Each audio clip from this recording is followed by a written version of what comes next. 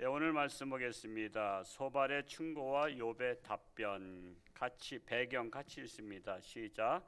이제 세 번째 친구인 소발이 자기의 의견을 말하고 충고를 하지만 욥에게는 결코 도움이 되지 않습니다. 왜냐하면 세 친구들이 객관적으로는 맞는 말이지만 욥에게는 맞지 않기 때문입니다. 그러니 욥은 점점 더 답답해집니다. 친구의 충고가 도움이 안 됩니다. 충고는 참 도움이 될 수도 있고 안 될 수도 있어요. 충고한 것 때문에 시험 들기도 하고 나를 우습게 여겼다, 그리고 나를 그렇게 봤다 하는 식으로 해서 시험 드는 쪽이 더 많습니다. 그래서 이 충고는 부탁할 때 상대방이 나 좀 이거 자문을 좀 구해면 좋겠어, 나 왜 이렇게 잘못했는지 몰라, 저 어떻게 비결 좀 알려줘, 이렇게 부탁할 때 충고하면은 시험 들지 않아요. 그리고 충고해줬다고 대접받아요. 근데 충고해달라 소리 안 했는데 충고해주면 욕먹어요. 돌아오는 건 욕밖에 없어요.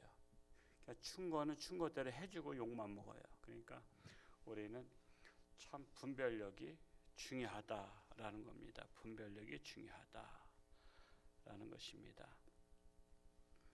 1번을 같이 한번 읽어볼까요? 시작. 소발의 충고가 계속됩니다. 욥이 말이 많다고 하면서 하나님께서 내 죄를 잊게 지어서 내가 지금 기억을 못하고 있는 거라고 지적합니다. 내가 만일 마음을 바로 정하고 주를 향하여 손을 들고 회개하면 하나님께서 내 기도를 들으실 것이라고 충고합니다. 두 친구의 충고대로 욥에게 도움이 되지 않습니다. 세 친구가 하나같이 충고를 했는데 다 도움이 되지 않았습니다. 말은 맞아요.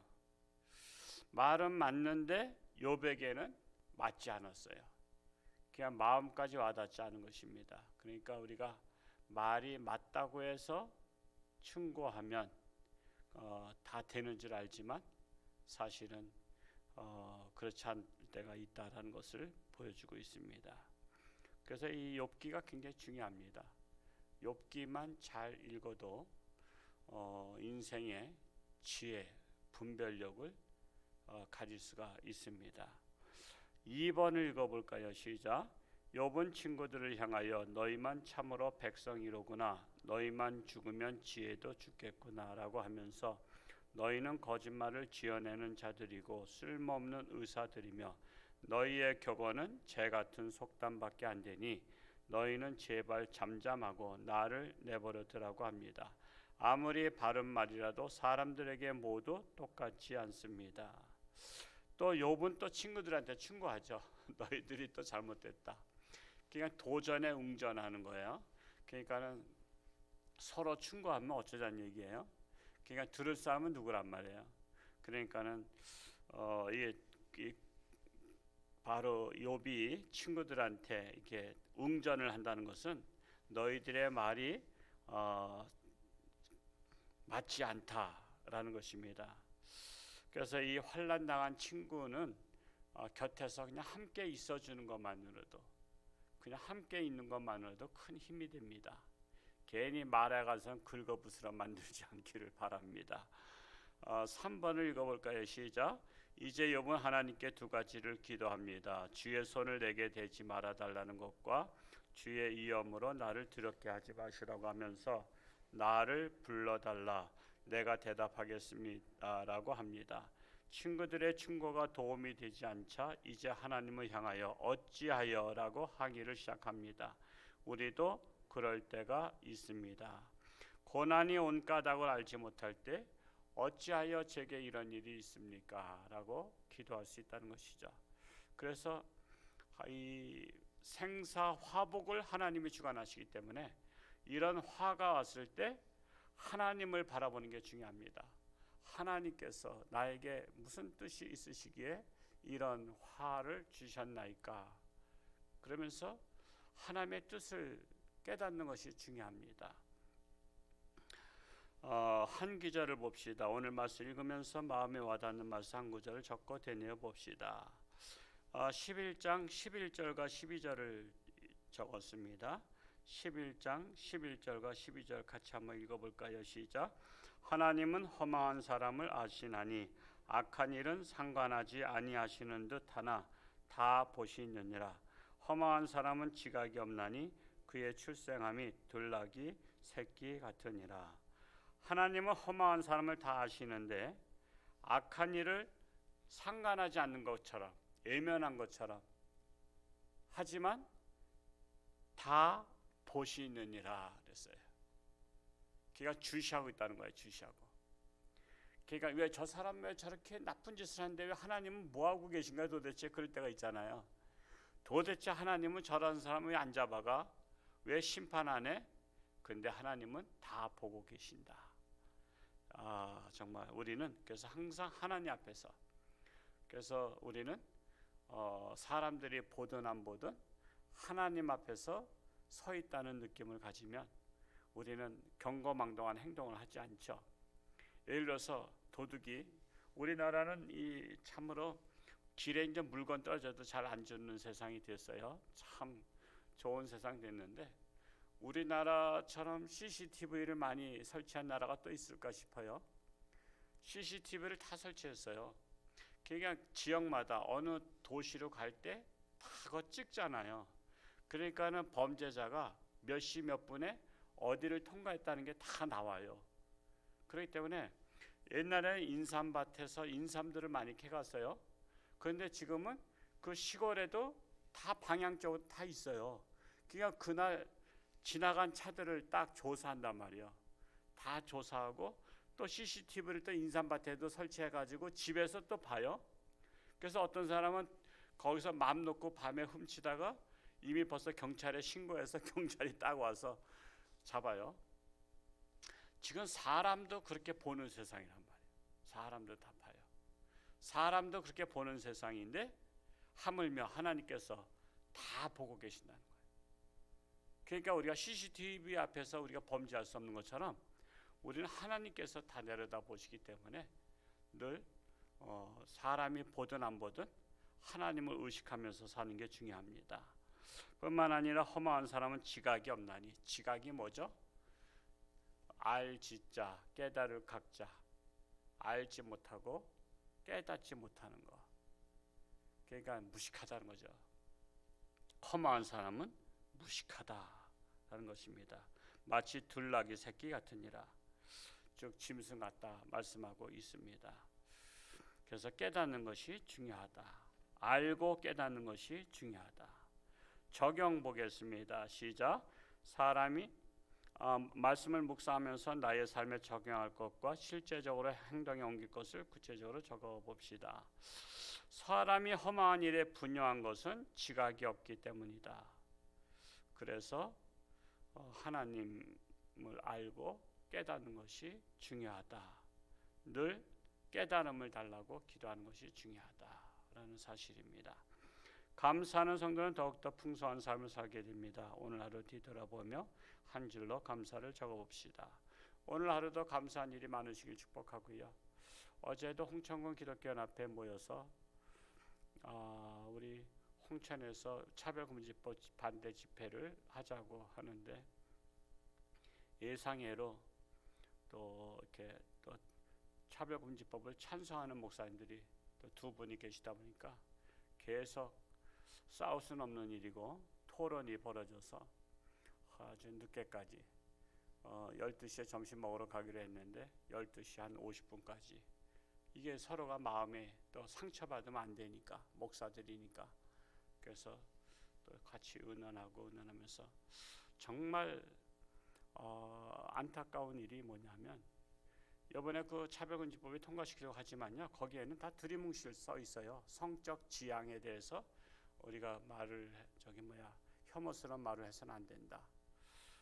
근데 이제 이게 법에 이게 교회가 동성애를 죄라고 말하면 이게 저촉된다는 말이 없지 않냐는 거예요. 근데 그런 것까지 구체적으로 써놓지 않는 거 아시잖아요. 법이라는 것은 그런 것까지 써놓으면요 교회가 반발하니까 그런 거 안 써놓죠. 그러나 이제 동성애를 죄라고 하는 자체가 이제는 틀린 거예요. 왜? 나라에서 죄가 아니라는데 교회가 죄라면 불법이 되는 거예요. 여러분, 우리 종교의 자유가 있죠. 종교의 자유가 있지만 종교의 자유대로 예배를 자유롭게 드렸어요.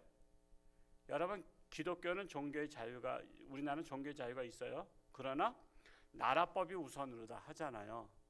그래서 재작년 같은 경우 5천 명 들어가는 교회도 19명 예배 드려라. 19명 예배 드리면 이 자리에 2-3명밖에 못 앉는 거예요. 그런 법을 만들면요, 우린 종교의 자유가 있어서 예배 드리겠습니다. 그러면 벌금 내고 교회를 폐쇄 명령 내리잖아요. 그것처럼 나라법이 우선으로 다 하기 때문에 우리가 동성애는 죄라고 성경에 기록되어 있습니다. 그거는 당신들 성경에 있는 것이지 우리나라는 죄라 이거요. 그러면은 법의 저촉을 받게 되잖아요. 근데 기독교에서는 동성애를 죄라고 말해도 법의 저촉을 받지 않는다. 그렇게 우기다 보니까 이게 난상 토론이 벌어지고 한참 그렇게 했어요. 그래서 그러면 안 되겠다. 우리 전문가를 모셔다.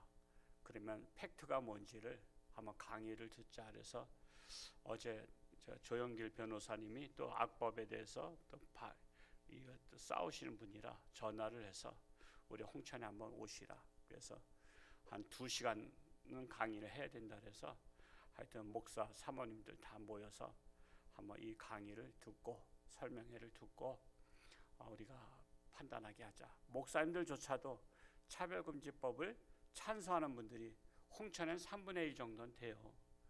그래서 여러분, 어느 쪽이 많으냐가 중요한 거야. 그러니까 지도자가 이것을 찬성하면은 안 되잖아요. 그러니까는 많은 어제 모인 분들 중에서 많은 분들이 반대하는 쪽에 있다 보니까 그분들이 2분이서 그냥 쓰겠지만 그러나 정말 이게 심각하다.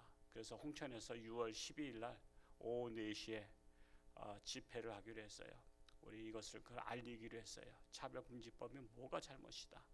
그래서 그래도 이랬든 저랬든 하여튼 저는 하나님께서 이 마지막 목회에 좀 맡겨진 사명을 주신 것 같아요. 그래서 강릉에서도 회장단을 만나서 집회를 요청했고, 여기서도 또 그렇고, 또 원주도 또 이제 큰 도시잖아요. 그래서 원주도 또 회장단을 만나서 지금 집회를 요청하려고 하고 있어요. 그래서 여러분, 지도자들을 설득한다는 게 쉬운 일이 아니에요. 여러분, 회장 해보시지만 회원들이 말 들어요. 그래서 어려운 가운데서도 하나님께서 함께 하셔서 이렇게 하나하나 풀어가게 하시니 감사합니다. 바로 하나님께서 함께 하신 것을 깨닫게 되니 감사합니다. 여러분에게도 감사가 넘치시기를 축복합니다. 또한 하나님, 우리나라 상식이 통하는 나라 되게 하여 주소서.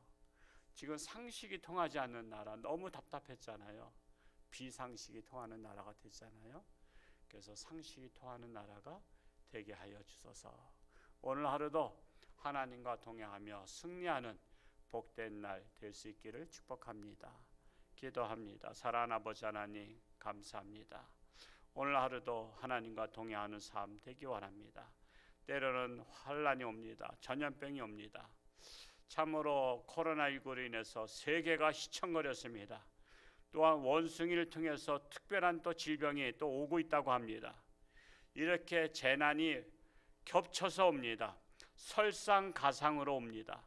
이럴 때일수록 하나님의 뜻이 무엇인지를 지각이 있는 자가 되어서 참으로 이 시대를 하나님의 뜻에 맞게 합당하게 살아갈 수 있는 하나님의 거룩한 백성들이 되기를 간절히 소원합니다. 우리 홍천주안교회가 하나님의 뜻을 깨닫는 교회가 되게 하시고 하나님과 동행하는 하나님의 마음에 합한 교회가 되기를 간절히 소원합니다. 이 시대를 변화시키는 놀라운 역사가 홍천주안교회를 통해서 나타나게 하여 주옵소서. 오늘도 새벽 깨어미 앞에 기도한 자마다 하나님 만나주시고, 또한 사랑하는 교우들, 입원한 자, 수술한 자, 많은 환자들이 가정마다 있습니다. 오직 하나님을 바라보며 의지하며 기도할 때에 하나님께서 능력의 손길로 안수하사 치료하는 광선 바라사 깨끗함 받고 건강해서 하나님 영광 위에 살게 하여 주옵소서.